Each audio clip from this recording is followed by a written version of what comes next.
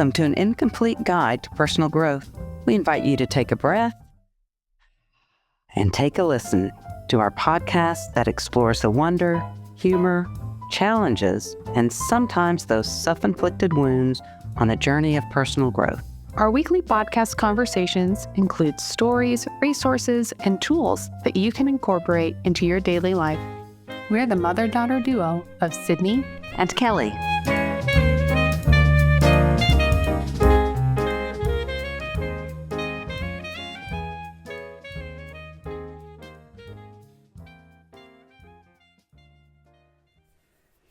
Hi, Mom.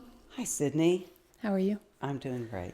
We are finishing out 2025 with this episode. Oh, I'm not doing that great then. No, that is crazy how fast everything goes. I know. Yeah. I know. It has been, and I think the weather here just like, oh, I know. It's been you weird. never know. Yeah. Yes. So it doesn't, you don't ever feel like Here, we can end winter. out with some really funny banter that happened to us at a restaurant. Oh, Not that long ago. yes. You know, I hope everybody's had this experience. We had gone out to eat. Yes. And then we were going back to the car. And we're heading back to the car. And I remember when I parked, there was a car a couple down from me that had the same color. And I thought, didn't think twice about it. And then when we came out, I walked to that car and I'm struggling to get in. And I'm like, did I drop my keys in the restaurant? I'm working at it. And Sydney's like, would you hurry up? And on and on. And finally I looked, I said, oh my gosh, Sydney, this isn't even my car. Well, at first you almost thought it was because I guess it also started, the license plate also started with a W or something. Yeah.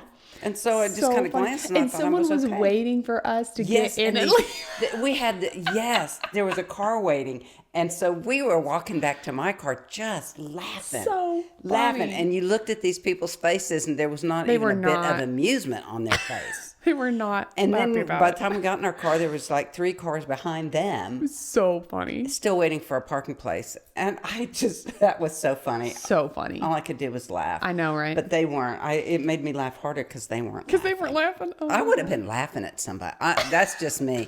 I would have been laughing and amused at the fact that they were trying to get into somebody else's car. Oh, yeah. And then walk, because you had to have seen it. I would have too. Oh, for sure. That was funny. That is so good. Yeah. Oh, my gosh. Lighten up, laugh at people. Right. Yeah. So humorous. That was just. Oh, my gosh. Yeah. So today we're talking about change. Which, I mean, as you go into the new year. Yes. And people reflect on what changed throughout this last year. What spurred me on this topic was I came across an article. And the name of it was Navigating Change with Grace. Ugh. Well, I never put change and grace together in my life. And because I think about the times that forced change and I've gotten so much better because Paul deals with it better and I've learned some things. Oh, yeah. Because you just have to eventually. But yes, if there was ever change, I'm the one that I don't wear much heels, but boy, I can dig them in. I dig them in, and I try to make, and I end up maybe I am trying to make everybody else miserable, but I end up just being miserable and everybody else has moved on. Yeah. So, that's me. I get that from you, I guess. Yeah. It's not a pretty sight. I've gotten so much better. Yeah. But change. No. I'm awful. No. I'll buy the same. If I happen to like a shirt or I know. shoes, You buy like 5 of the I buy the same one, so I'll have them in the coming years. Yes. And then by the time I get to them, it's like, styles changed, Kelly. Yeah, but this was so that's how bad. You really do. Yeah. You really do. Oh my gosh. But so there is like an actual evolutionary and like psychological reason that change can be so difficult. Now, some people deal with it better than others. But generally, like our brains are wired to predict patterns and to see patterns and to love predictability, because you think when you're like out, whatever, hunter-gatherers, you look for patterns, you look for someone, it's how we survived for this long. Yes, it is literally in our DNA to like be scared of change, because if something changed, something can come get us. Right. We don't know. So there's an alertness, an alarm going off. Yes. And then I think too, like not knowing in our society is, I think, looked down upon so much. You know, it's like we're supposed to be certain, self-assured, like we're supposed to have like this confidence behind going forward in life and stuff. And so I think like not knowing is so put down, right? Well, I think so. I don't know that it's put down. It's an insecurity. Yeah. Yeah. And one of the things that we do is build everything. It's like we build this fortress or scaffold. I've read scaffolding, but that doesn't do well for me because I'm not climbing it. You don't want to climb it. But we build this around us that we think is security. Yeah. Yeah. I have my job. I have my relationship. I have my house. I have my car. I have whatever it is that is security to you. Yeah. My community, whatever that is. And we think that's the security. Yeah. But if we build that, and we aren't building on the inside, then what happens that when everything can crumble? Falls down. You ask, you know, it can crumble at any moment. Yes. And if you don't have something to deal with that, internally, yes, and this is kind of a thought that came in my head earlier today. I think some change is seen positively and others negatively. And I think that also shapes how we face it. Like change of, oh, you're going to college. So good. I mean, that was change for me and scary, but it wasn't as terrifying because I'm like, I'm doing the right thing. People are cheering you on. Exactly. You know, you move because you're getting a better job somewhere. Oh, that's great change. Oh, you're getting married. Oh, you're having a kid. Like those are changes. Those are milestone changes. Yes, but they are so good. But you lose your job. You went to college, but you didn't finish. This accident happened to you and like people are supportive for a while, but then, you know, it kind of like those are changes in your life. Yeah. But they are not celebrated. You know, they're not supported. Right. You're right. They're not. And what the funny thing is, the ironic thing is, maybe we're celebrating that change of going off to college or that new job. Inside, you may be going, this doesn't feel right. Yeah. This isn't really what I wanted. Or you go there for, you get started on it and it's, oh God, this wasn't it. Now what? That change will turn into, quote, a failure. Yes. So, so some changes celebrated. Yes. And I feel like in that case, I face it better versus change that isn't really even though it's unknown, you can face it differently. So that's kind of, there's some initial thoughts on like change and why they're scary, why I don't like them. Right. But there's what this really spurred you, the thing that can help us with change was like really highlighted in this article that you read. Yeah, it's building that internal framework. And I absolutely love that idea because, again, everything outside is can and most likely will change. Even a good solid relationship is going to be shifting at times because you're going to be at different places. Yeah. And that's a good change.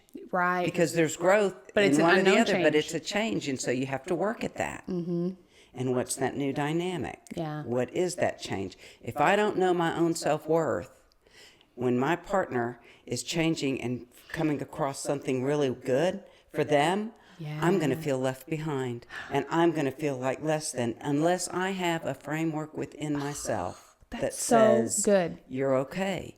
And can you honor that because your time comes too because things ebb and flow. So if I'm just depending upon my partner and then they have this positive change that kind of leaves me, wait, you feel behind. Yeah. Even though that's not their intention and they're not acting that way. Oh yeah. And that can happen internal. Like any sort, like friends too. Friends. Absolutely. When they move on and are doing some fun things and you're like, oh, I'm only here, Definitely. Whatever it may be. So there's that and there's some kind of reliance on a faith. Yes. Of something greater than us that supports. Yeah. And I think what's cool too is we talked earlier about our brains being wired for patterns and predictability. Yeah. But there's also wiring. Yes. To help us through change. right? Because you read this article about how we can be like our brains are wired for spirituality. They are. And that's something we may look into more. Yeah. It's by Lisa Miller, who's written a book about that. And they did all these MRIs, and they found out that when people were talking about their spirituality or asking that question, and Very they said specific. yes to it, there was specific areas within the and specific brain networks that and aren't networks highlighted otherwise. that aren't highlighted, that become highlighted. And so there's, I haven't read that whole book yet, but that would be interesting. But there are things that are there to help us. And if we're thinking we're supposed to be independent, well, when to ask for help. Yeah. When to see what is failure. Right. How do I fall and how do I get up? Yeah. How do I take time to readjust myself? One of the things, this is a quote that I really love. Where we are now is the only ground beneath us. Yeah. So when we get in a spot where change is occurring, maybe, let's say it's change we weren't anticipating. Yeah. The only place we have is where we're standing right now. And maybe that requires us to just sit down. And not move till we can get adjusted, think things through. Who do I call? Is there somebody to call? Where does my faith, what is my inspiration to hang on? That is like, I think that idea of maybe, you only have that ground and maybe that's where you sit. That's where you sit. Instead of looking to run, just sit on the ground around you, because this is where you are. This is that moment. That's what you have. I almost feel like doing that takes more resilience than any sort of quick move you could make. Yeah. To me. Yeah, and quick moves, they generally don't turn out very well. No, because we haven't had the forethought. We haven't been able to think things through. You haven't had to go to get that. Adjusting to the dark. Yeah. I think we can use that in another episode. Adjusting to the dark and going, okay, wait, this is what I've got right now. Yes.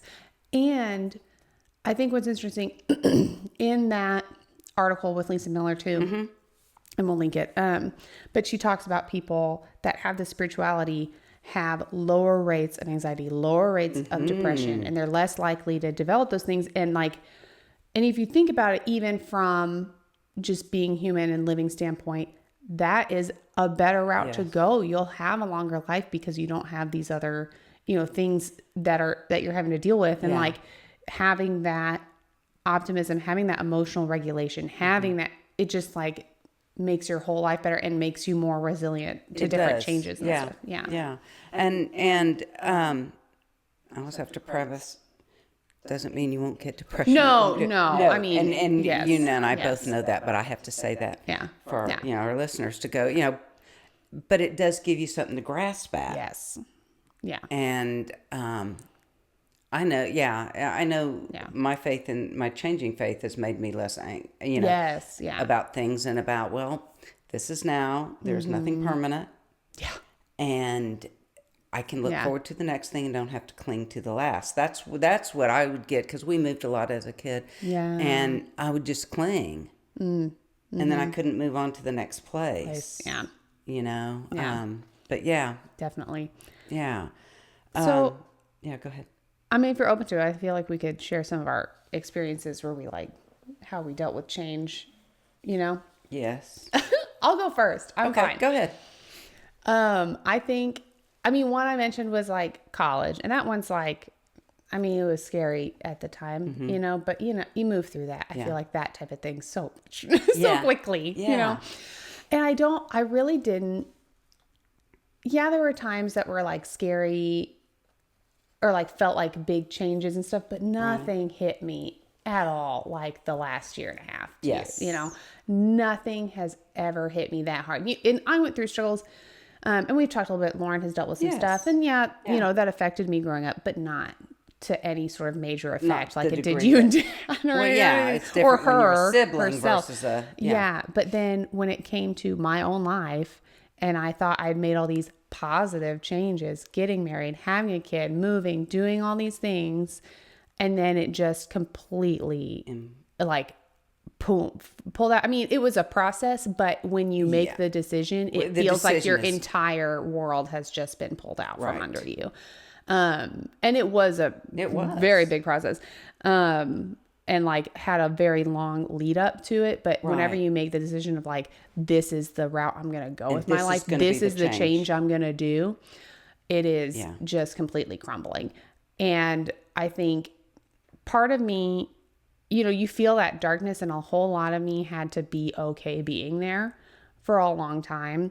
And I think what helped is like I had, you know, you and Dad and like this place too. Like, I think that's sitting down. Yeah, you had a place to sit. I had to force myself to be like, you have to sit here, because if you make any big moves or make any, it is not going to be good. Yeah, it is not going to be the right one. You need you have gratefully a place to sit. Yeah. You need to sit, and you have to process. And so I did that, and I feel like now I'm like, for sure, I've you know, for me, luckily, I mean, I think it took.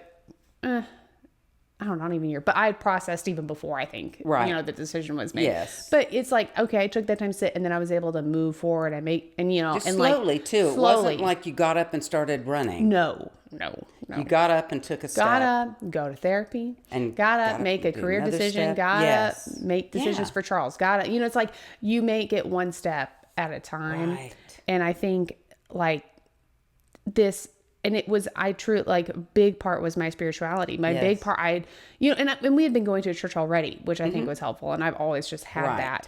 But I made sure that I kept going and that I kept hearing, you know, the message that I needed to. I kept, and having that time to reflect and be, you know, have that resilience from, you know, that spiritual foundation, I think was, and not that I didn't question or get mad or all those sorts of all things, the emotions, but I just know that is, no matter what, that is the rock that I can sit on, you know. And I don't need, I mean, we need it, but in the end, that's where I can put my hope. Starting. That's you where know, that's where I can land every time. That is your I ground. know I can land there. And so I think having that too, like, man, I don't know where I'd be if I didn't be have without that. Yeah. That's a good. Yeah. So that is just an incredible. Yeah. Change. Yes. Yeah. Change. Big change. Big change. Yes. So yeah, that was massive. It was massive. And it still is. And it still is. And There's it's some still of that always a process. But this big part of it, Yeah, but the big part of it is kind of, and it is. It's just. Yeah. And so it's like, you know, I went through little changes, and I think that prepares you in a way. Well, it does. You know, it's like you look back and you're like, I had to change schools, you know, when I was 10. You moved and you or learned whatever. Some things learned some things. Oh, and we had to move again in high school. Okay, how do I make new? And those are changes, and those are changes I had no say over, you know, because we were just doing it as a family. Yeah. But I think those little ones like prepare you to make the bigger decisions and later. I think you know? that's why we do some of the things we do, just whether we realize it or not, in preparation. Yeah, so it's not to discount other forms of change. It doesn't have to be as massive as mine. But and then, you know, there's always growth that comes from that. But when you're in the midst of it, that's not your purpose. No. Oh, good, I'm going to grow. No, my purpose is to try to survive right now and to make it to the next day. Mm-hmm. Yeah, that's all I'm doing. And you know, one change that was within me was, I'll talk about a relational change, and that was with my mother. Oh yeah. And I couldn't do quite what she wanted me to do, or be what she wanted me to be as a daughter, as an adult. I was doing what I could do. Yeah. And we had, you know, she was just not happy, and she was never going to be. Yeah. And I had to be okay with going. Yeah. I have my family, I have other things that I'm trying to fulfill within myself, and I cannot be all that to you all the time. And it was huge. Yeah. And it took a couple years for us even to be comfortable again. And, you know, but it was something I was looking at going, boy, she expects a lot that I can't deliver. Right. You know, early in my life, I had more time. I could do something. But it just got really where her demands I couldn't meet. And I couldn't be that. And she took it so personally that it was all about her, but it was about my growth. Right. And she didn't like my growth. Yeah. And So that's hard. Oh, yeah. That is hard. Yeah. To let people ebb and flow and be who they are. And I think they know that, like, yeah, some change can be a little quicker. Sometimes you adjust, you know, depending on what it is. But some change can take years, and that is okay. Oh, it does. Yeah. Yeah. Yeah. Yeah. So things that I think, unless you have another experience. No, go ahead. Okay. Things that I think we can talk about real quick. And honestly, we've talked about so many of these practices of how to deal with change in like all of our episodes. Right. But I don't think it hurts to kind of you have to view it because it looks different with different things sometimes. Yeah. And there's another quote that fearing less as we face change does not mean avoiding the fear of change. Ugh. So you know, okay, I'm a little better with change. Doesn't mean I'm not going to avoid the fear that I may feel. Right. It's not pushing it away. It's not pushing it away. Yeah. It's okay. You should be on high alert when things change. Because you need to take care of yourself. Yeah. You need to see what is happening, what things may look like. Yeah. How you're going to care for yourself in between those changes. Yeah. Be ready to be flexible. Yeah. Yeah, I think things like, you know, we talk about meditation all the time. We talk about prayer. We talk, you know, it's like we do. That sort of stuff. Yeah. For sure.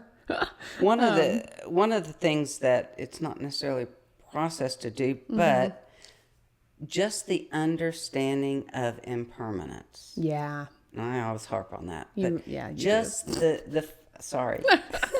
But it's helped me deal with change. Yes. Because I may be leaving something good. Yeah. And that's hard. Yeah. And I can still love that, Yeah. but know it's time to move on or do something else. Yeah. And know, okay, and nothing, you know. And knowing you will be okay through the impermanence. And you know, it's like things around you can be impermanent, but your core self is always there. Yeah. And then I'm going to carry these things with me. And I'm going to somehow encounter others. Maybe it's a suffering I'm carrying. Yeah. You know, and then I encounter others and we share that. And can share. Mm-hmm. You know, so that things change. Yeah. And I don't have to cling to sorrow or cling to the joy because it will happen again. And I think like the gratitude in the moment for whatever, you know, so then you can, you know, recognize it, be thankful, and then still like move on, you know? Yeah. And I think too, for me, community through change, like you having your people that, you know, and we talk about impermanence, but at the same time, you know, you have your people that you can go to. You know? There's somebody, and those people may change, but there will be other people. Yes, that, you know, that you can form a community for yourself, no matter what. Yes. Yeah, and emotional awareness, being mindful without judging. This is hard. I'm crying again. That's okay. You don't have to judge it. I know that's a big one for me. Yeah, and that's okay. Sometimes you don't even know they're coming. No, and it's just like, where did this come from? Yeah, and being aware of the joy you may be feeling in a change. Yeah, you know, we always think change, but there's joy in there. There is, yeah, and being aware of that and being able to celebrate that. You know, so there's just that emotional awareness, not judging, but saying this is where I am. This is it. Yeah. Yeah. We talk meditation, journaling, nature walks. Go take a walk. Yes. Yeah. Because when change occurs, we often question who we are and our core identity. Yes. I know you had to go through that. Yeah. I went through a huge questioning phase. And when we give us something important. But as we enter that time, there's this new beginning too. Yes. And loss, maybe at the same time. That you're going, yay, oh, yay, boo, you know? And they both need to be acknowledged. Yeah, for sure. Yeah. Lots of lessons in there. There's one more image that I want to share. And this was just really interesting to me. Okay. So it's a mantra, and this will be linked to our article will be. It's a mantra that this author of this article repeated. She said, I hold hands with the one who fears change while choosing to courageously take the next step forward in faith. So I'm the one that's afraid. Yeah. The image of holding your own hand, because we can all have an image of somebody holding somebody else's hand and guiding them. I think of a funeral. There's somebody. There's always somebody holding that hand. Of the one that lost. There's always somebody in those tough times. And the image is so gentle of holding our own hand and taking the step to go. You're going to be okay. I'm holding your hand. I know you're scared. And let's take that next step. So I just love that image. I mean, it just really stuck with me. So everybody can hold their own hand while they go into the new year. And then at the same time, I can think about being held by the greater. By my God, I'm being held there. But I too. Come on, Kelly, you can do this. This is hard. You can do this. That's so good. I love that. Isn't that great? Love it. Yeah. So we have lots of resources for this one for sure. But so like, how are you going to choose to face, either whatever change, how are you going to reflect on that for this year? How are you going to face whatever changes are coming in the next year, And I have 2 haikus. Haven't had poetry in a while. No, we haven't. That's good. I love it. There's a haiku. One is called Mosaic of Change. And just think about mosaic, the colors, and the things fit, and you don't know how they fit, but they do. Okay. Colors intertwine, life's fragments shift and reshape. A dance of moments. I like that one. And then the other one is suddenness and shock, numbness, grasping, why the change? Life always unfolding. Ooh. So those are nice haikus. Haikus. Oh, so love them. No, but there's haikus are so interesting. They are. They're short but haikus. Deep. Yes. Or sometimes not. Anyway, sometimes not. We can have a whole episode about haikus. We could do haikus. We could. Oh my gosh. But yes, we hope everybody has had a good holiday season. Yes. As we go into the new year, and we look forward to next year, when we take a breath and take a listen.